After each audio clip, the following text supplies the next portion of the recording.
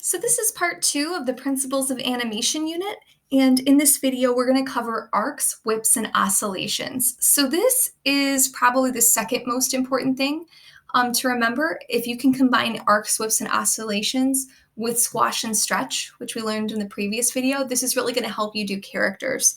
So I want you to imagine this is a shoulder joint and this is a hand, and you can kind of see why it's really important that we understand this concept, because if an arm swings, it's going to swing along a curve. So this allows you to animate characters with joints that are going to make quite a bit of sense.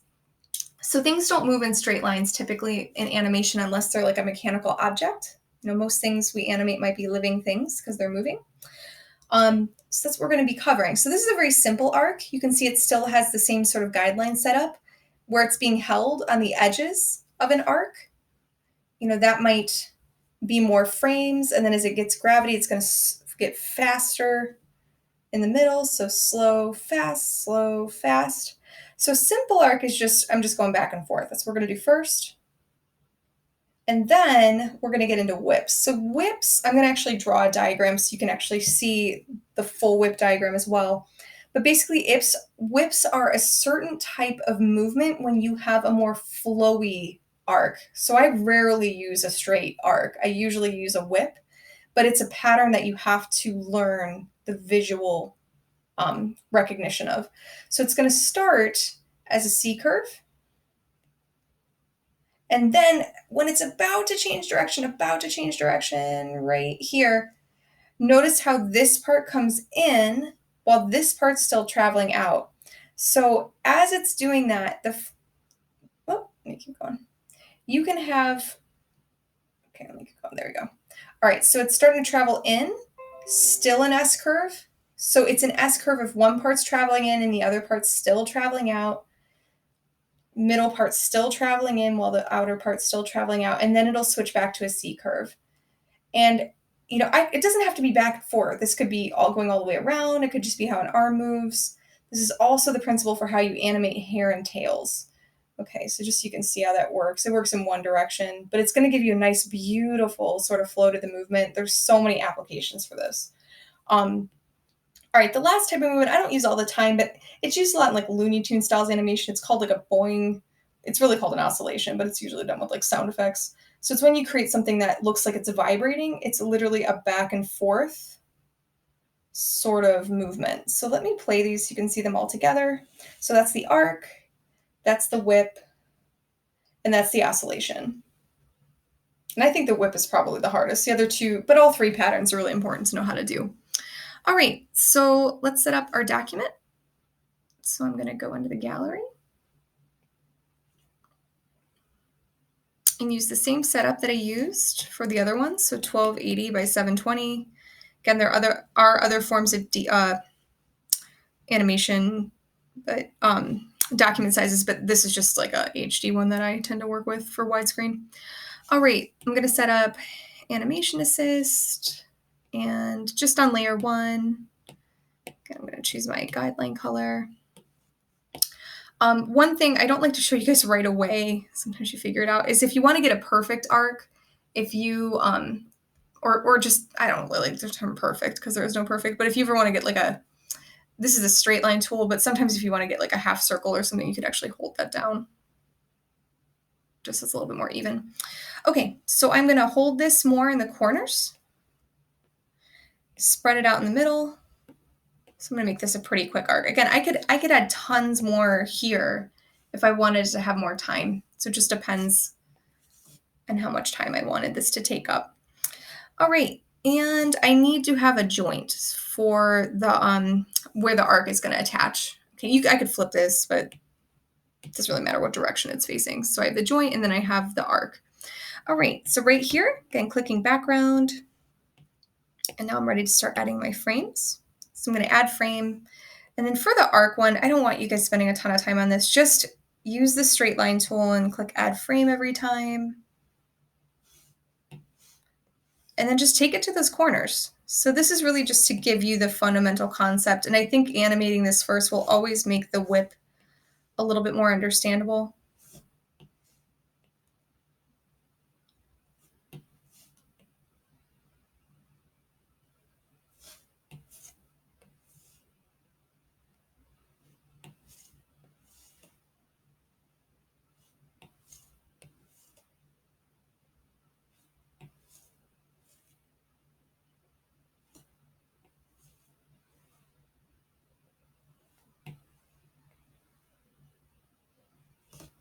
And then I'm going to go back, and then I will start the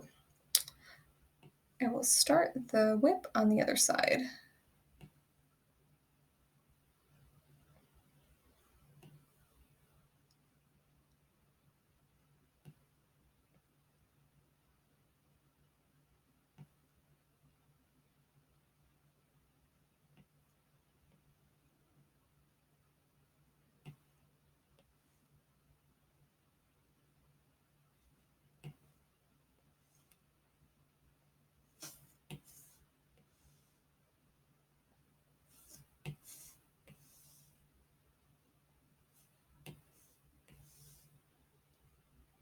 Okay, so that was my whip.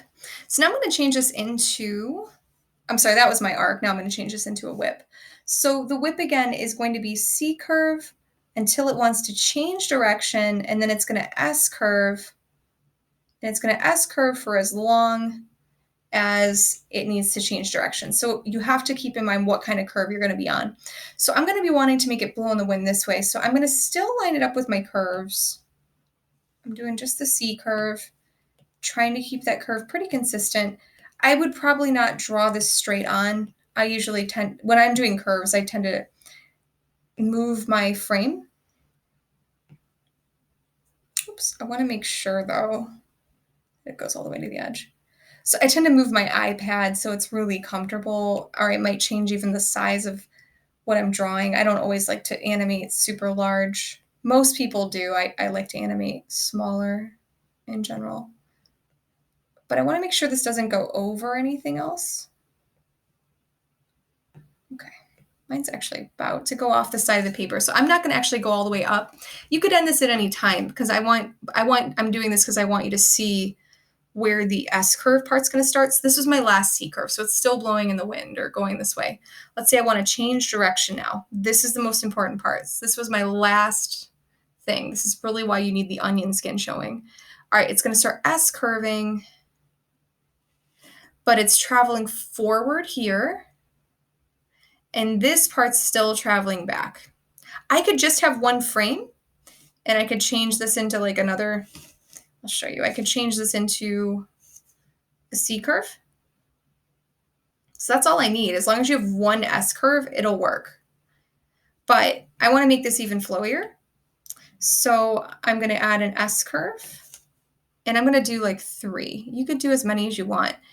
The S curve will keep getting bigger on the inside though. So this part of the S is becoming more prominent, and this is getting smaller. I'm going to do it one more time. If you have an S curve, it means this part still has to be traveling back.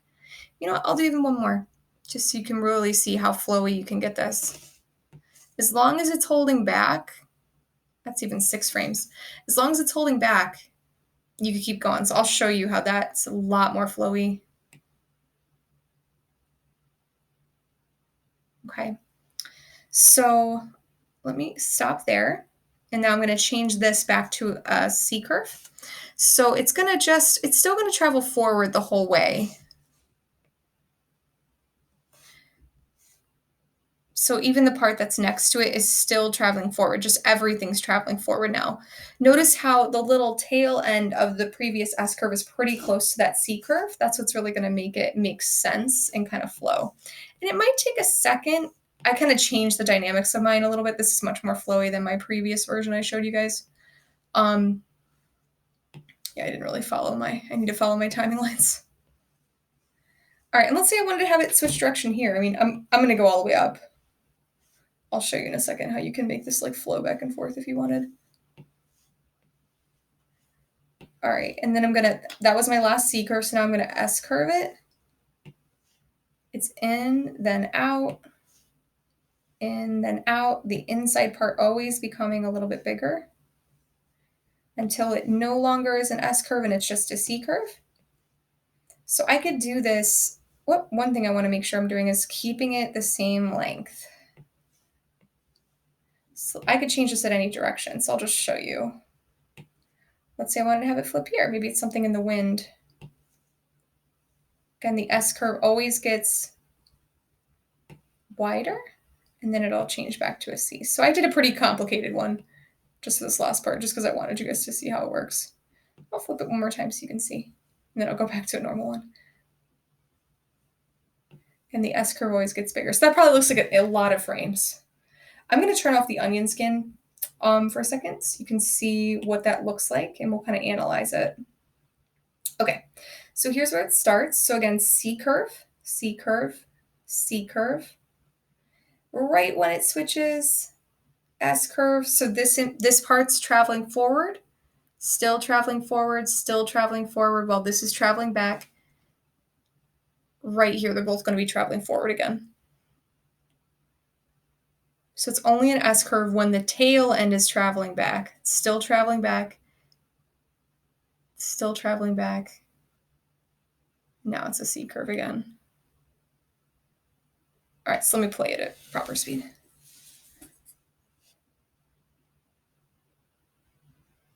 And I feel like there's one frame, I think I just scrolled over. It's like a little bit vibrational, so I probably would add another frame there. Let me see if I can find it. Because I think it's just as important to understand how to like correct an animation as to like make one, because you have to be able to go back and edit your work. Yeah, I think right here it probably, that's too high of a jump. Did you see how the tail ends aren't close to each other?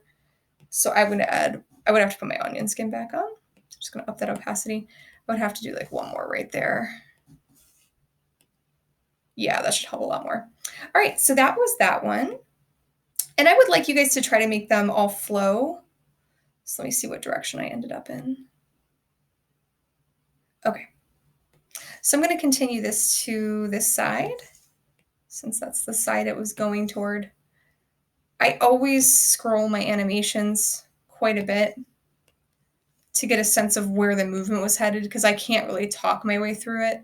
I have to kind of like feel my way through like where the movement was. All right, so now let's do this as an oscillation. Actually, I want to start this off in the middle. So I'm only going to animate to the middle. So this is my last curve right here. All right. So another thing you can do too is I have it on max frames. It's a lot to look at. That gets a little confusing. So I'm just going to put it on like 2 frames for right now. So that's the onion skin frames. The opacity is your transparency. The frames is how many you're showing. So I just want like a couple showing right now. All right. For the oscillation, it's going to go back and forth. So I'm going to go right, and I'm starting out pretty wide, and then left, and it's going to get less curvy each time it's coming in, but it's doing an opposing thing. And again, I can make this go on for as long as I wanted to. I always like to, if you want a really long one, I don't usually hold it out so long. I let the inside part right here kind of just waver for a second or two until it becomes pretty much straight. So just kind of, you can kind of see that back and forth, kind of looks like a whippy little tail. All right, so let's play all of them. The beginning, arc, whip, oscillation, arc, whip, oscillation. All right, guys, take care.